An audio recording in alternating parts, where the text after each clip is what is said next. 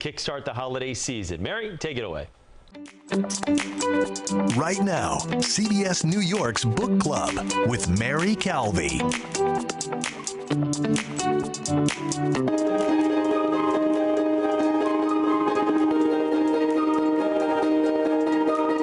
Tis the season. Carrie Claire Tolliver couldn't remember a time when the smell of a Fraser fir tree didn't make her smile. The spirit of the holidays is at the heart of the latest novel by best-selling author Mary Kay Andrews, Bright Lights, Big Christmas. I sort of want to bring the happy. And it's the CBS New York Book Club's Reader's Choice. Hello, welcome to our November Book Club meetup. These are members of our Facebook group. We read books together that have a tri-state connection in their plots. We're authors. Bright Lights, Big Christmas is about a woman from a small town in the South who comes to New York City and discovers love, community, and herself. The story resonated with our club.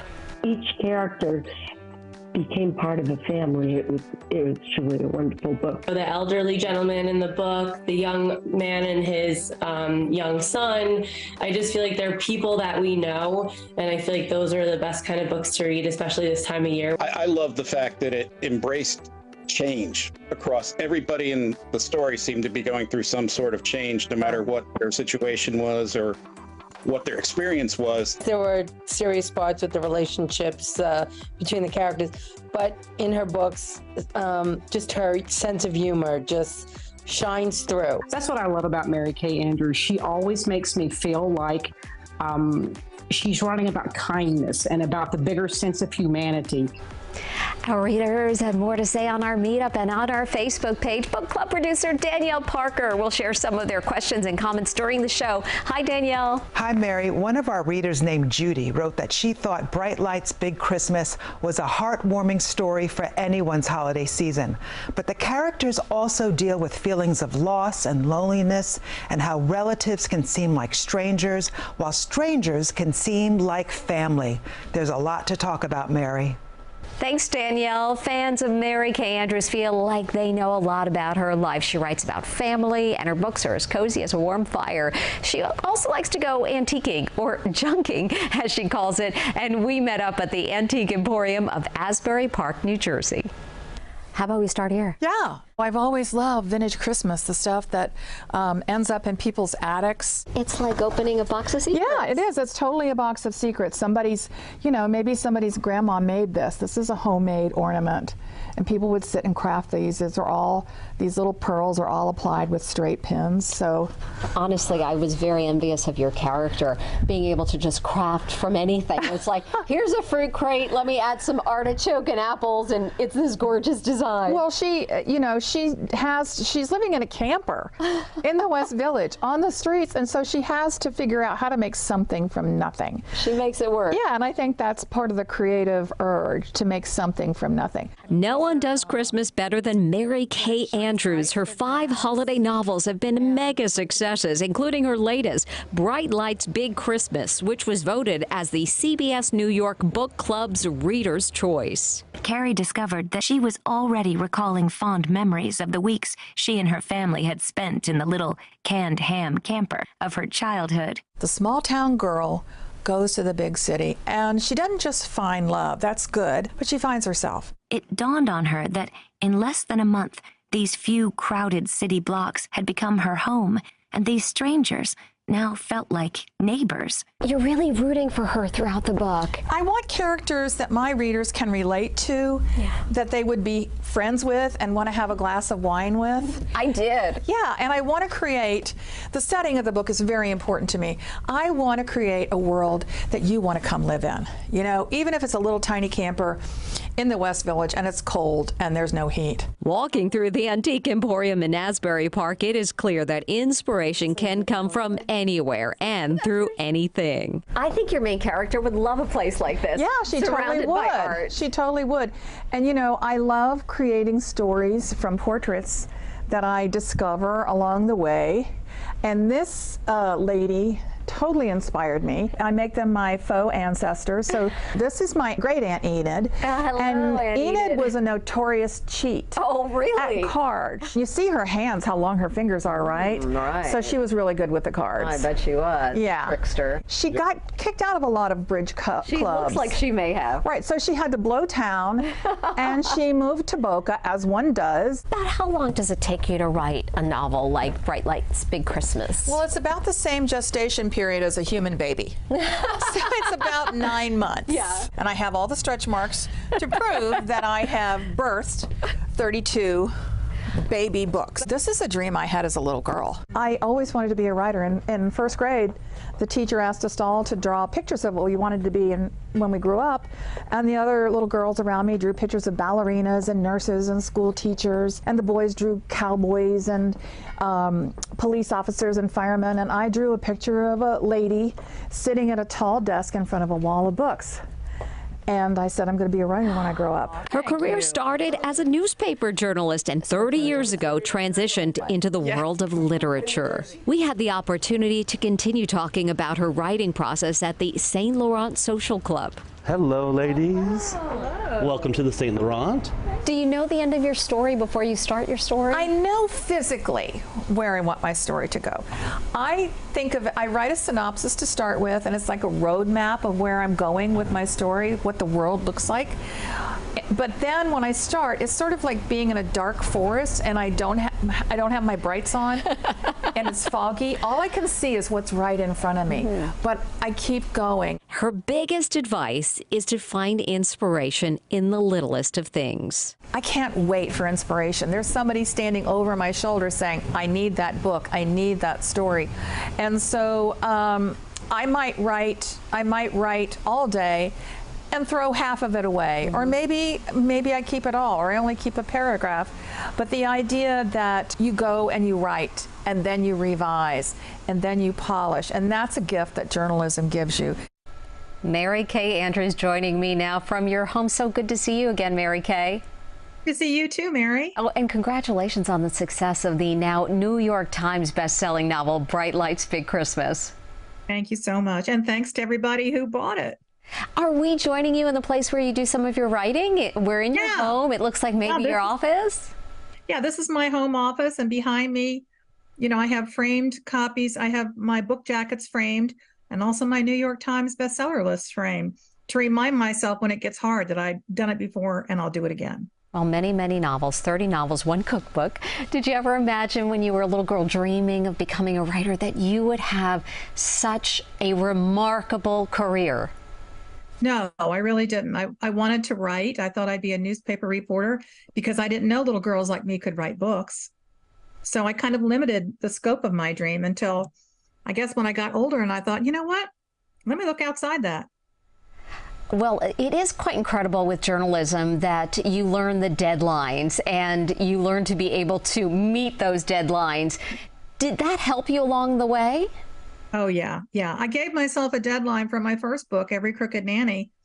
I was still working full time at the newspaper here in Atlanta. I had 2 little kids, but I had to work. I gave myself a time to work on Wednesday nights. And I gave myself a deadline, 1 year. I gave myself 1 year to write that book, and I did it. Okay, well, I need to ask you about your very first book because it didn't publish from what I understand. What lessons did you learn from that, and how did that help you on this incredible journey? Well, I don't have an MFA in creative writing. I have an unpublished book. And so it taught me that I could do it. It taught me story structure. It taught me how to write dialogue. It taught me how to submit a book and query an agent. And, along the way, when it didn't sell, it also taught me not to embrace failure, but to understand that it wasn't failure, that it was just another step in the way. So when that one didn't sell, I started another one. And that book, Every Crooked Nanny, sold based just on 5 chapters. Oh, wow. That's all I had, 5 chapters. Mary Kay, incredible. We're going to go over to Danielle Parker and hear what our book club members have to say about all of this. Oh, this has been amazing. Just that little lesson that Mary Kay just said about you can learn from failure, that failure is a lesson. I hope every reader, every writer out there really hears that. Well, Mary, some of our members were new to Mary Kay Andrews, and others are longtime fans of MKA, as she's known to her repeat readers. Kate from Thunder Road Books in Spring Lake, New Jersey says what she likes about Mary Kay's books is that MKA comes from a Southern family and that shines through her writing. Kate also admires Mary Kay's energy. I want to know where she draws her inspiration to keep a positive outlook on her writing and on her demeanor. And she just has this like get up and go attitude. And it's something that I really admire in her. All right, Mary Kay, we have to ask you that. Where do you get your energy from? Diet Coke every morning. The caffeine helps for sure. I come from a long line of strong Southern women, and failure is not an option for the women in my family. We just go through it. You know, the motto is you have to go through it to get through it. Hey, that's for sure. So that's what we do. You know, it does seem that you put so much of yourself in your books, also the places you know into your books. Tell us a little bit about that and where you find your ideas. Well, the ideas come from everywhere. The idea for Bright Lights Big Christmas came from a New York Times story I read several years ago about a family from Vermont who set up a camper in Abingdon Square in the West Village, lived in that camper and sold trees for a year.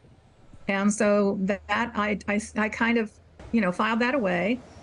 And last year when I decided to write a Christmas book, I thought, I'm going to find them.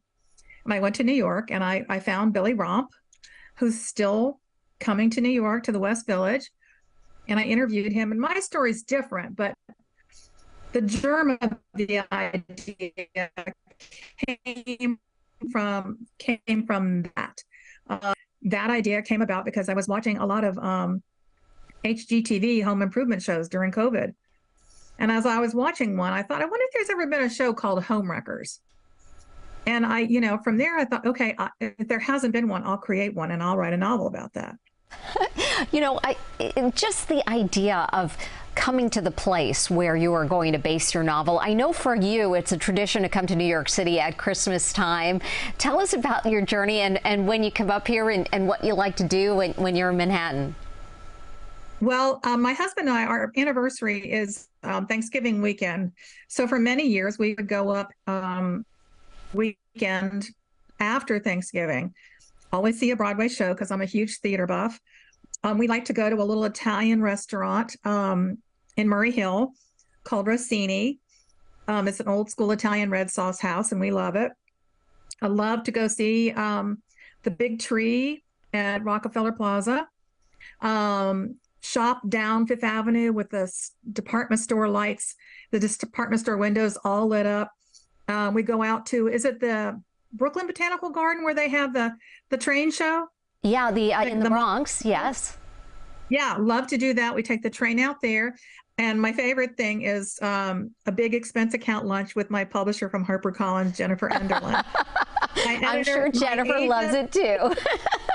My agent, Stuart Krzyzewski, and Jen and I and our team go and have a great rosé lunch and touch base with the team. And, there's so many things I love to do when I go to the city. It's a treat for the Southern girl. Well, it really sounds so lovely. We have more questions from our book club members. So, Danielle? Okay, that lunch sounds fun. I know, I want to go too. Exactly. Wanted to invite Mary Kay.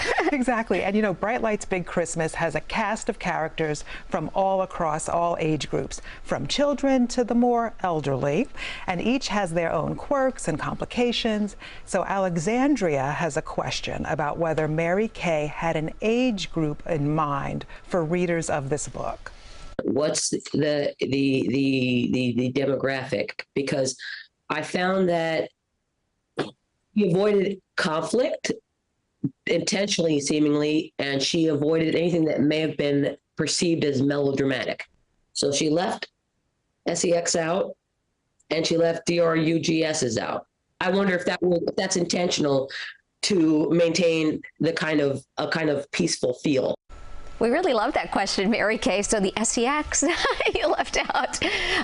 Would you ever consider writing a different style of romance? Oh, well, there is an SEX, SCENE off CAMERA in Bright Lights, Big Christmas. My characters are consenting adults, and they do the things that consenting adults do, but in a tasteful way. In a Christmas book, for me, I don't want to make my readers feel uncomfortable. So I want, of course, there to be romance and warmth and some spice, but not too spicy. So tell us about this romance in the book. We were waiting and waiting. Will it work out?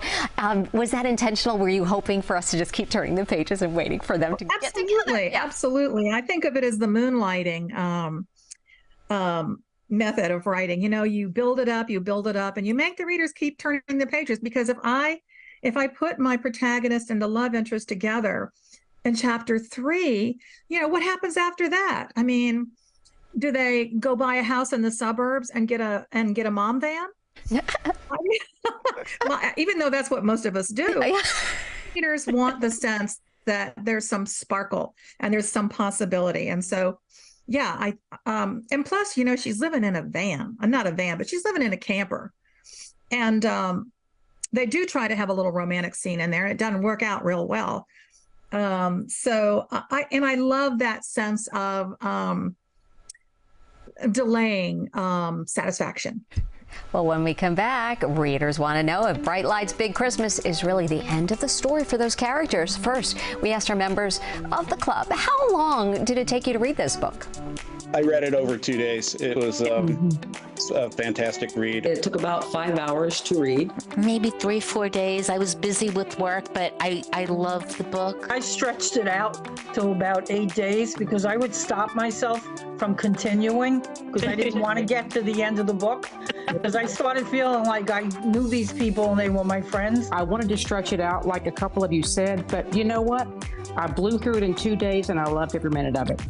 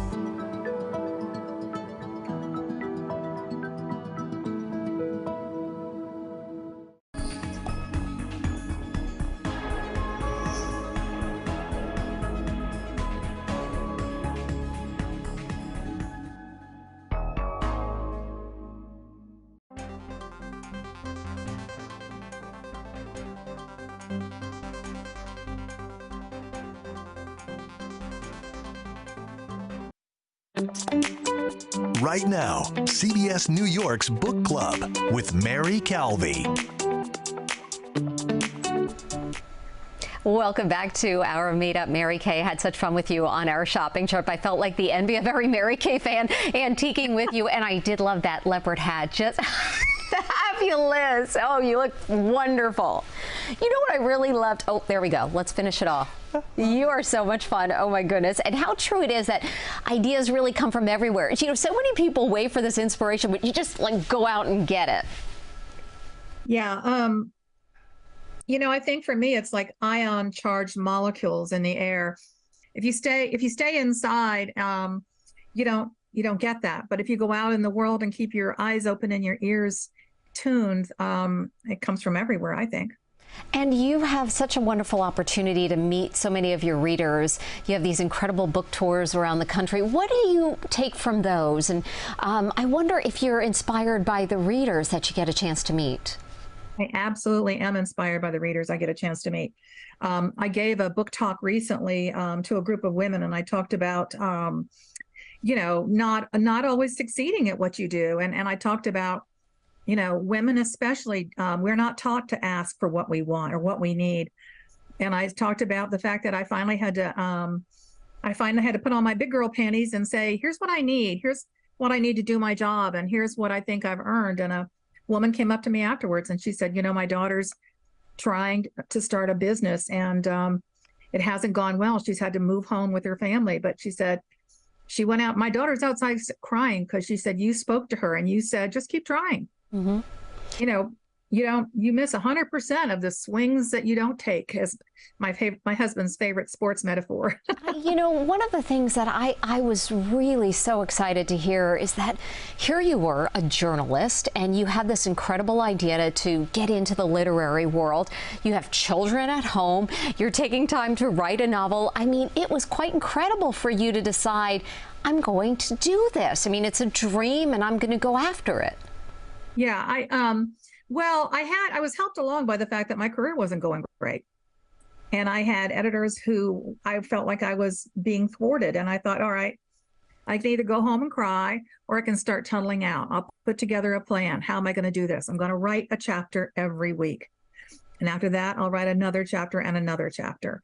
And so I had to be very intentional about how I was going to go out and go for it.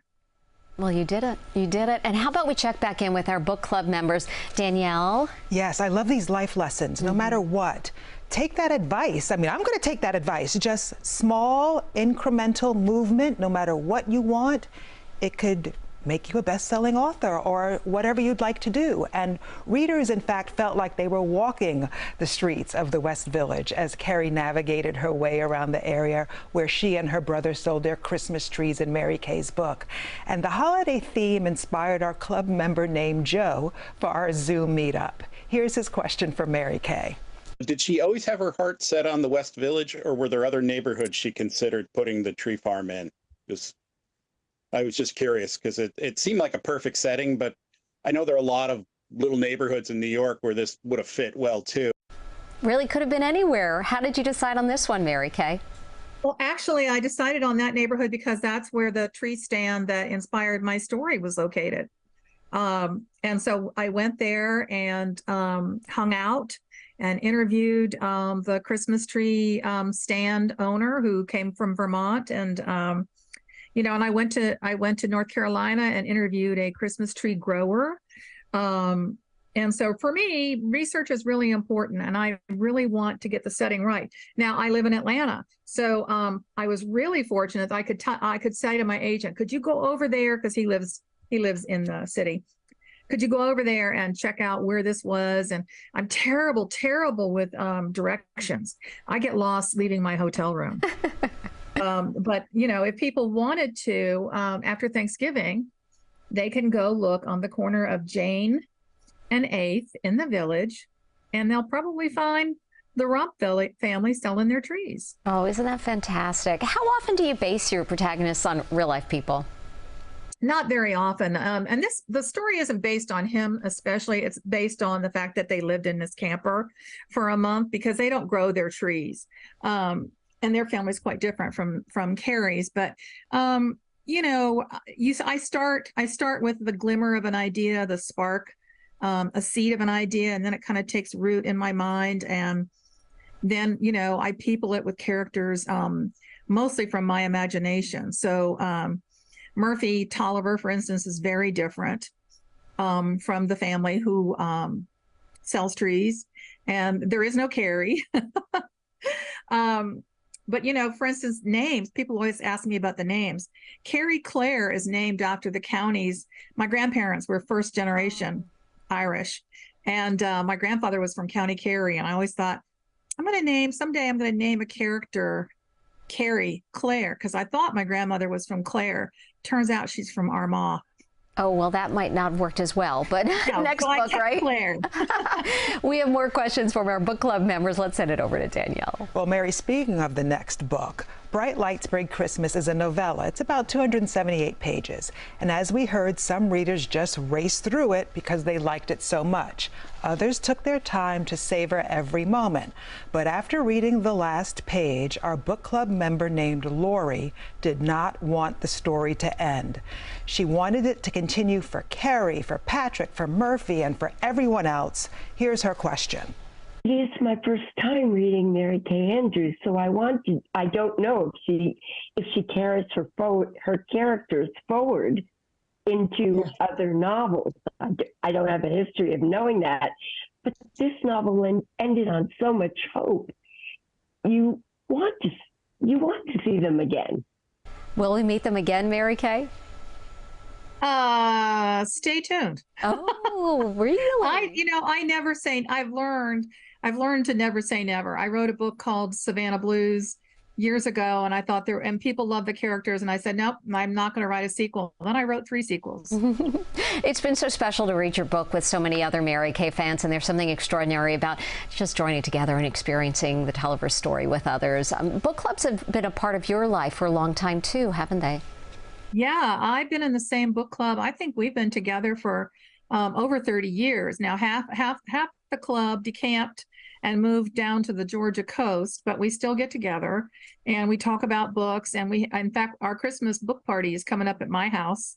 So everybody comes here, and my husband and I make special stuff, and we have a book giveaway. And I think all of us look forward to that. It's not just, it's the community that books, I think, inspire. And that's what I want to inspire in my books. I hope my books inspire people to reach out to the book community and find some kind of common bond between all of us. Yeah, there is such a unity in it. We're going to take a quick break. So what does Mary Kay Andrews have planned next? We will ask her for ourselves when we come back. But first, have you ever wondered what it takes to grow and sell Christmas trees? One of our club members named Lori has visited the area in North Carolina that Mary Kay writes about and had a show and tell during our meetup with our Facebook group. Look at the size of this pine cone. It's huge. So when I was reading the book, of course, it took me right back to the beautiful pine forest. And she did such a good job describing the trees. When I read a book, I like to escape from my own world. I also like to learn something. And I found this very useful in learning about a Christmas tree business. She tells you exactly where to go, how much to charge. I think Carrie was unhappy, because she was also challenged by this new job. Her father was sick, her mom, they were divorced, the mom's taking care of the dad. So she stepped into a role that she was not used to. One of the things that I liked was when she started making the wreaths. And if you really know New York City, you know that there's a flower district. And you can wander through that, and she did, but that's where she started to make some of her money.